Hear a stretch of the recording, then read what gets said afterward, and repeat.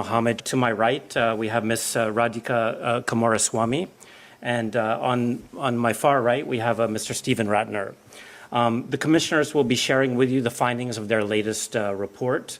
And although this report is being made public today, it will be officially presented to the Human Rights Council at the end of the week on Thursday, 21st of September.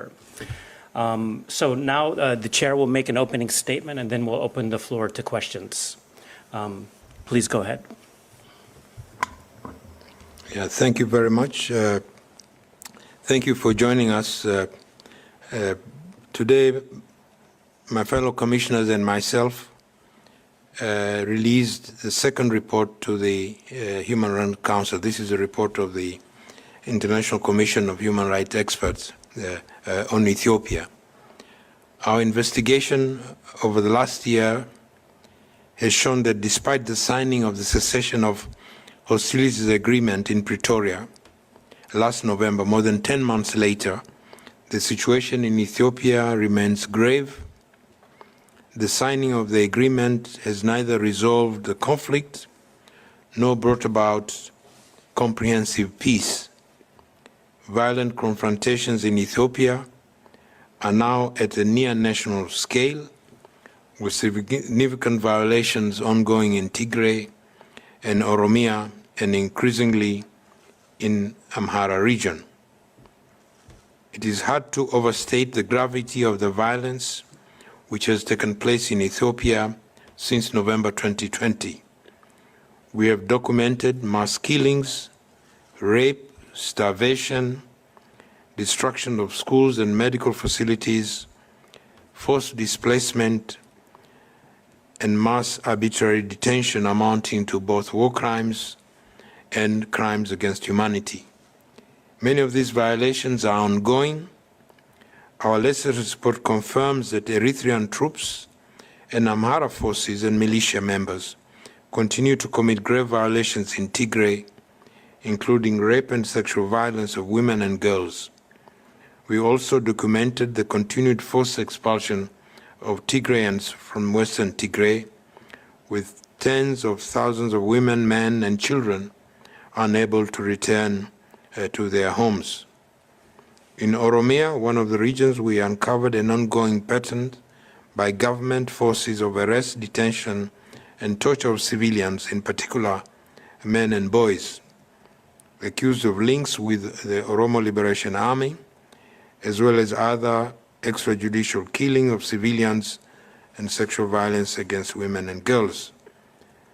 In Amhara, violence has escalated between state forces and Fano militia members since August this year, and the situation is now characterized by use of heavy weaponry, at least one drone strike carried out by the state, including widespread arbitrary arrests and detention of civilians and extrajudicial killings.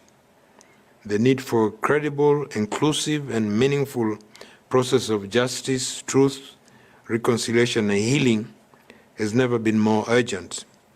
Ethiopia's current transitional justice consultations are not that process.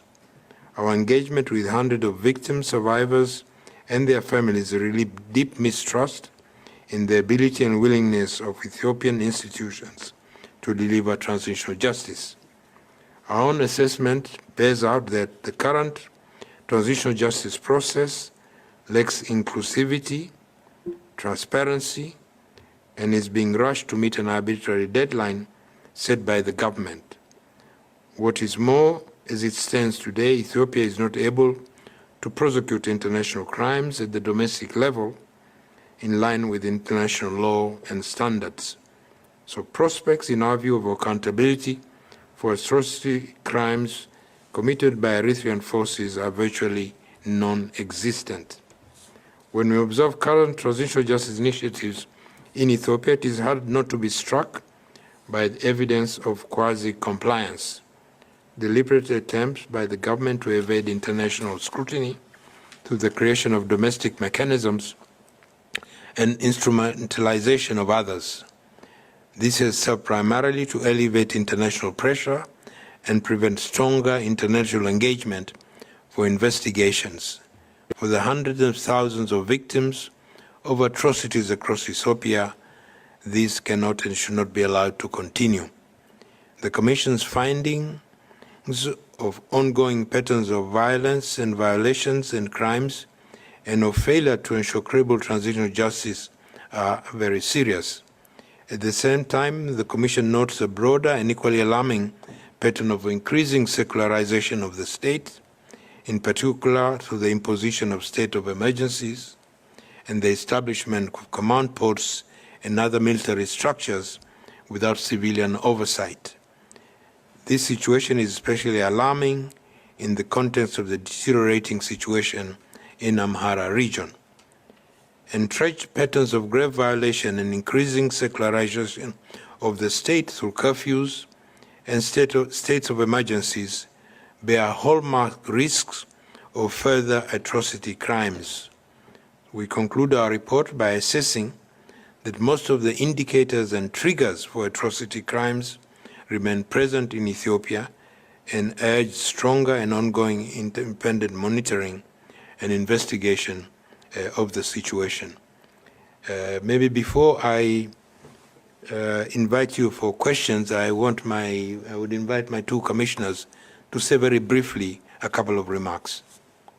Please, Radhika and then Steve. Thank you, Mr. Chairman. As you know, thank you, Mr. Chairman. As you know, all commissioners welcomed the cessation of hostilities agreement.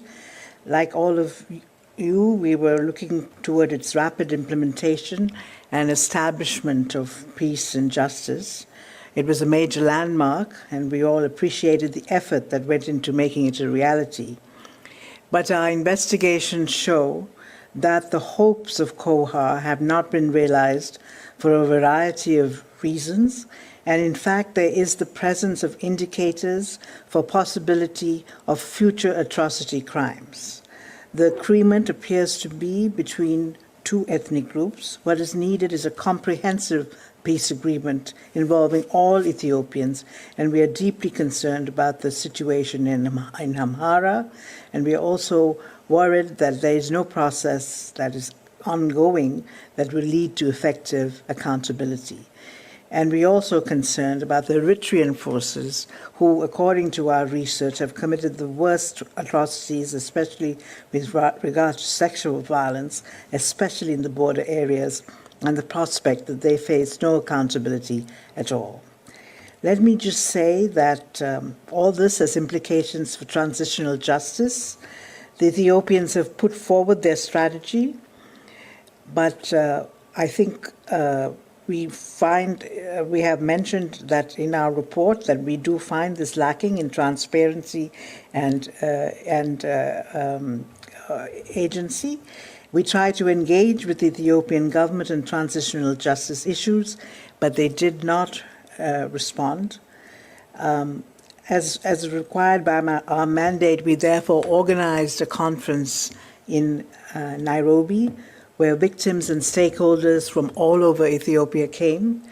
We remain one of the few institutions that enjoy the confidence of all victims of all communities, including the minorities of the Yoruba, Kumana, and Kemet communities, and of every ethnic group, whether it is Amhara, Tigray, or Afar. The participants came from every part of Ethiopia. They pointed out that they had no faith in the current system, and they were also concerned about the climate of fear that often goes along with this transitional justice process. So let me just say Ethiopia is a country in turmoil and reiterate that there must be regional and international oversight. The AU, we were hoping that KOHA would lead to a robust regional process for human rights. That has not developed.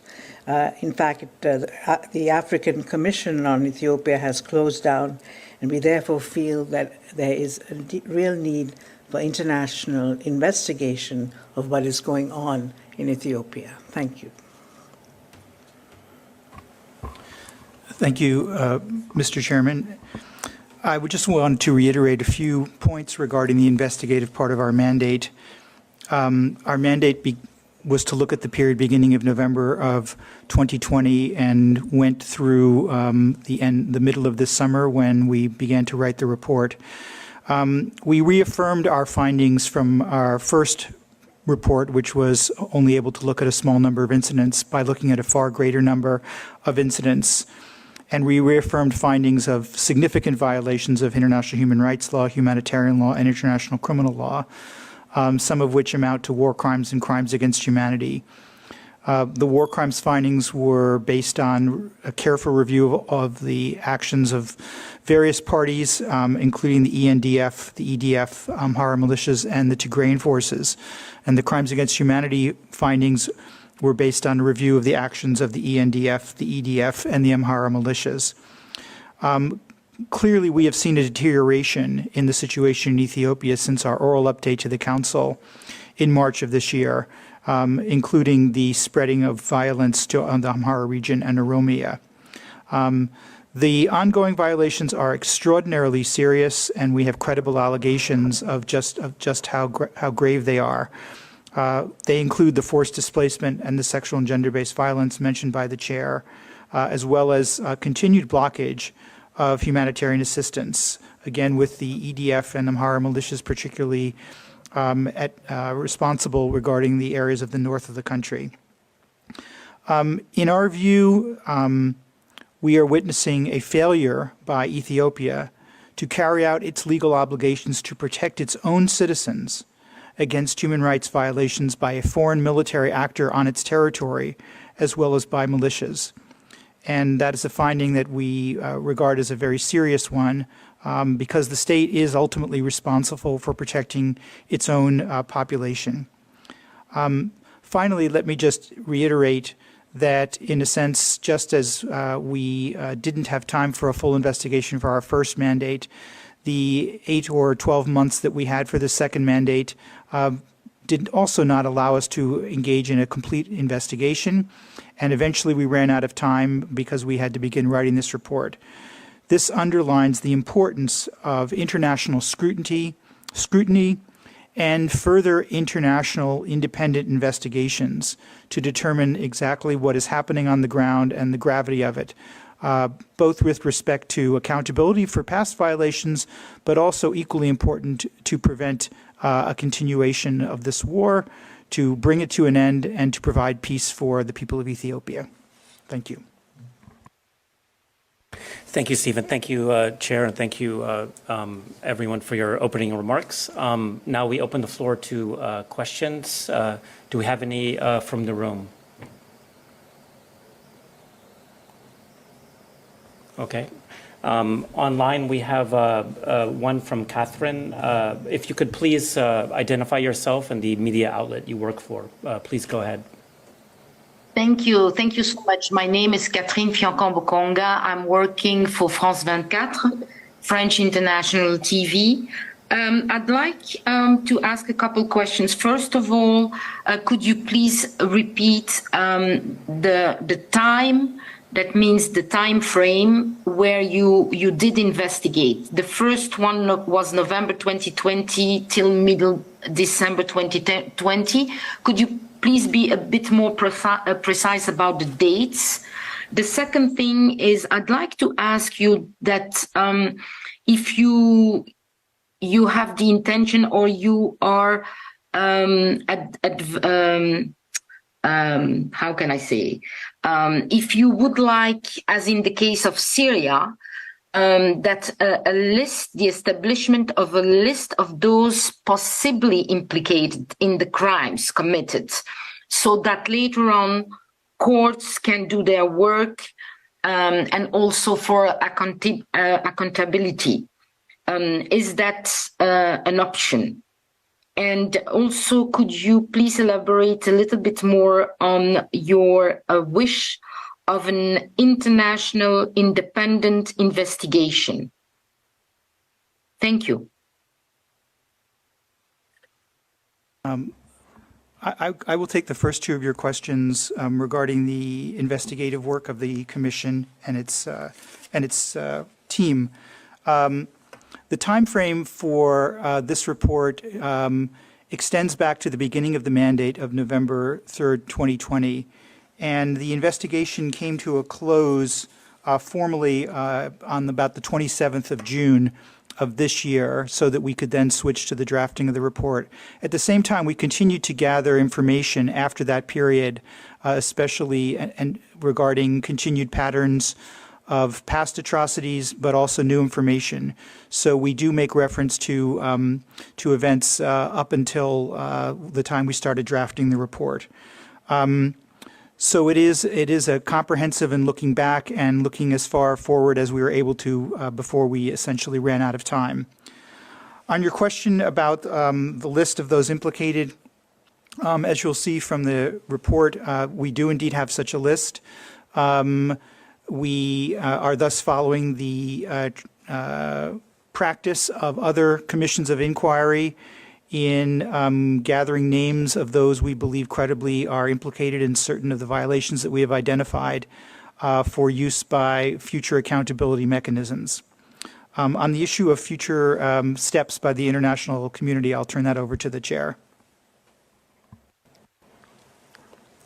Yeah, you may recall that the resolutions, both of them that established this commission, called for a thorough investigation, and they use the word thorough investigations. And we have managed, of course, to conduct this investigation mostly remotely because of not being able to have access to the territory of Ethiopia for our investigators to be able to investigate. But we have relied on multiple sources to beef up that one-to-one direct investigation. So both the two mandates have been able to, we've been able to conduct direct interviews with around 545 witnesses, but to rely on other material. Secondly, our investigation, of course, has produced a number of findings, but there is a certain limitation, and that is one of the areas where we emphasize in the report there is a need for further investigation. For example, our investigation has led to the list of persons of interest that we have. But in order to deal with impunity, which is a main issue in Ethiopia, you have to go higher up the command so that you have also those who were involved in directing others, having superior responsibility or command responsibility. So much as we have had a military advisor as part of our investigation team, that part has not been completed. So as we said, there are a number of gaps that you will need really to be investigated. Otherwise, as it stands right now, it means that accountability would have a shortfall in terms of not having persons with the greatest responsibility in the crimes committed in Ethiopia. So that is why we urge a continued investigation, and the modality, of course, is up to the Council to decide the modality, but the job given to us has those limitations in terms of the comprehensiveness of the investigation that we would like really at the end of the day to help in the accountability process, and we all agree it is accountability process first step in Ethiopia, and if it fails or it is unwilling, then we can discuss about regional and other international possibilities. Thank you. Thank you. We'll go next to Gabrielle online. Hello. The question for the chairman, if possible. What are the concerns you have, going back on what you mentioned about impunity, about future impunity, given that war crimes are still being committed and your mandate is coming to an end? Any specific concerns about the coinciding of the crimes and the end of the mandate? Thank you. Yeah, thank you very much. What we have done in the report, and this we will address and advise the Council, is in our assessment, so the risks for atrocity crimes and their commission are clearly visible. And what we have used is we have used the UN framework of analysis for atrocity crimes, which provide the risk factors. There are common risk factors, and then there are specific risk factors for particular crimes. So what are the risk factors that we have pointed out? One is there's an ongoing situation of violence, instability. We have recorded serious violations of international humanitarian law and human rights law, and our report has sufficient evidence, material, for example, not just of extrajudicial killings, but also multi-perpetrated rape, which were widespread, horrendous. The capacity of the warring factions to commit crimes is still there. There is the use of discriminatory speech based on ethnicity. So these are all risk factors that we will draw attention of the Council, that when you determine the future of this mandate, that you take into account these risks which we have measured and which we will bring to their notice. Thank you. Thank you. We'll go next to Jamie Keaton from Associated Press. Great. Hi, thank you, Todd. My question is for Madam Kumaraswamy. It has to do with what struck me as a pretty powerful figure in there about at least 10,000 survivors of sexual violence in Tigray alone. I mean, could you just kind of put that into perspective for us in terms of what the significance of that is? And if you're concerned that that only masks just part of the situation of sexual violence and rape and other crimes in this regard in Ethiopia, please. Thank you. Well, the sexual violence crimes in this war are truly horrific. I think I have personally interviewed victims of the sexual violence, so it's from first-hand information. I must say I have been to many conflicts, Rwanda and many others. This was as bad as it gets. It was extreme. It included gang rape. It included cruelty of the worst kind. But I must admit that the worst of this was perpetrated by Eritrean forces in Tigray, though, of course, the Ethiopian forces were also responsible. And I think there was also sexual violence in Amhara perpetrated by Tigrayan forces, which were also quite terrible. So sexual violence as a crime in this war is something of great significance and has to be looked into, and accountability has to be had. When we had this meeting of victims from all over Ethiopia, the issue of sexual violence was very prominent. And I think that's why I feel that all these forces, that engaged in this, and they are not only the Ethiopian government forces, it's also Eritrean and now Tigray. I think it's important to have comprehensive justice with regard to these issues. And also the paramilitaries, the Fano forces in Western Tigray, also terrible situation, terrible crimes of sexual violence. Thank you. I don't see any more questions. Do we have any more online or from the room? Going once, twice.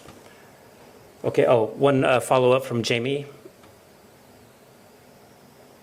Thank you, Commissioner. I wanted to just maybe, I see that my colleagues have also tried to sort of press upon this question, but the issue of a new mandate, I mean, is there, how significant is that going to be for the country of Ethiopia? If issues like sexual violence, crimes against humanity, war crimes, all the various abuses and violations that you've mentioned go, don't have the benefit of the scrutiny from your commission or from other instances to ensure that that the crimes could potentially one day be prosecuted in Ethiopia. If you just give us a little bit of context in terms of broadly what this would mean if there's no continuation of the mandate.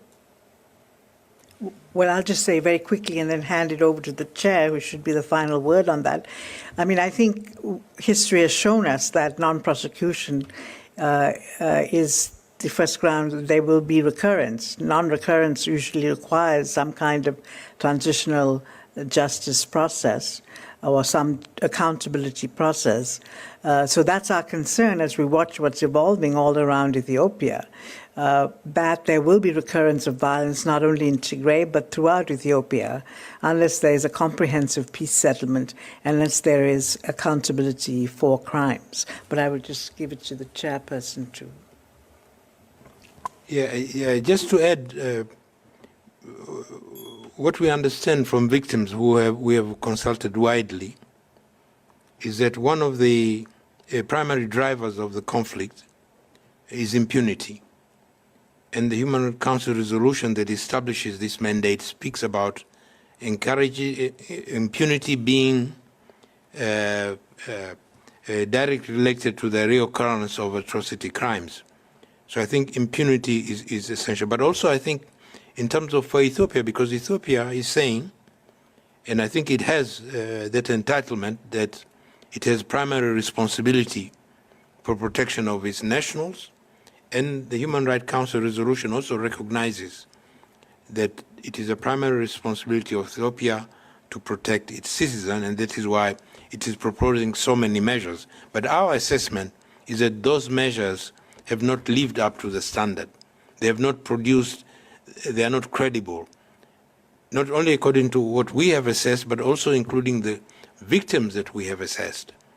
So it's time for Ethiopia, in our view, to rethink when it is advancing internationally, that it is taking credible measures of accountability and so on. And that is why we have used this notion or concept of quasi-compliance, saying that to the international community, you should be wary about quasi-compliance, because at the end of the day, quasi-compliance really means that, nothing is really happening at the domestic level, and therefore the risk factors reoccur in terms of atrocity crimes. Thank you. Okay, thank you. If we don't have any more questions, that'll bring us to the end of this press conference. Do any of the members of the Commission have any final comments to make? No? Okay. All right. Well, thank you very much for joining us, and have a good day.